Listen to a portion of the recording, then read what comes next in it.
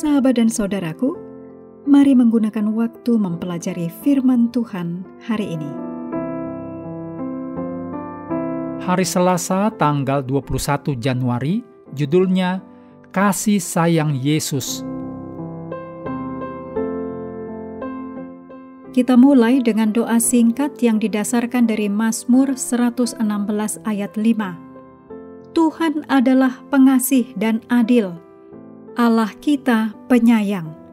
Amin.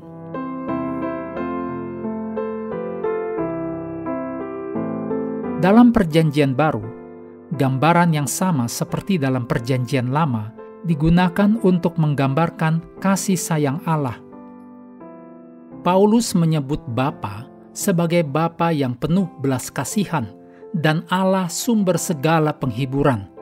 Ditulis dalam 2 Korintus 1 ayat 3. Lebih lanjut, Paulus menjelaskan dalam Efesus 2 ayat 4 bahwa Allah kaya dengan rahmat dan menebus manusia karena kasih-Nya yang besar yang dilimpahkannya kepada kita. Dalam berbagai perumpamaan, Kristus sendiri berulang kali menggunakan istilah emosi yang mendalam dan menyayat hati untuk menggambarkan kasih sayang Bapa. Demikian ditulis dalam Matius 18 ayat 27, Lukas 10 ayat 33, dan Lukas 15 ayat 20.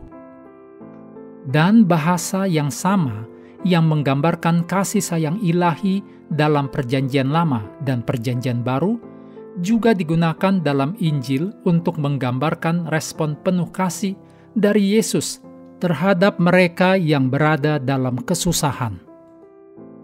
Dalam Matius 9 ayat 36, Matius 14 ayat 14, Markus 1 ayat 41, Markus 6 ayat 34, Lukas 7 ayat 13, juga Matius 23 ayat 37, ayat-ayat ini menjelaskan betapa Kristus tergerak oleh penderitaan manusia.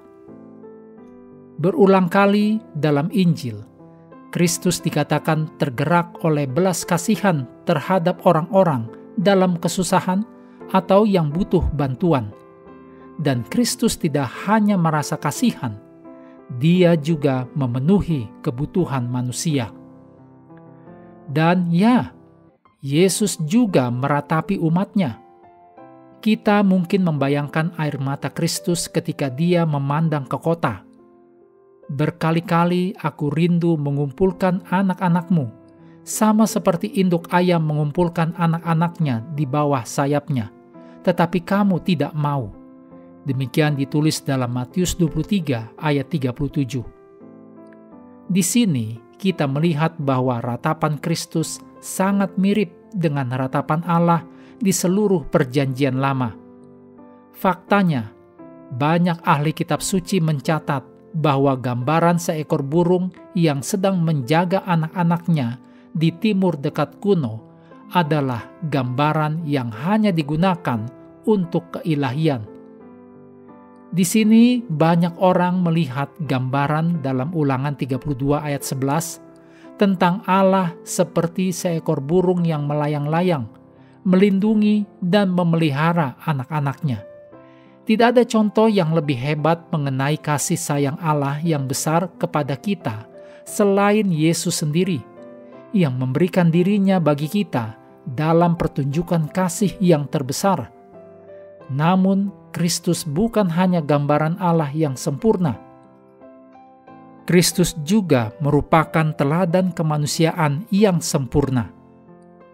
Doakan agar kehidupan kita meneladani kehidupan Kristus, memusatkan perhatian pada kebutuhan orang lain, dan dengan demikian tidak sekedar mengkhotbahkan kasih Allah, namun menunjukkannya dengan cara yang nyata.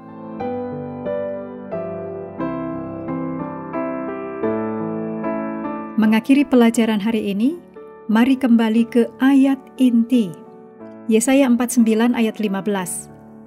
Dapatkah seorang perempuan melupakan bayinya, sehingga ia tidak menyayangi anak dari kandungannya? Sekalipun dia melupakannya, Aku tidak akan melupakan Engkau.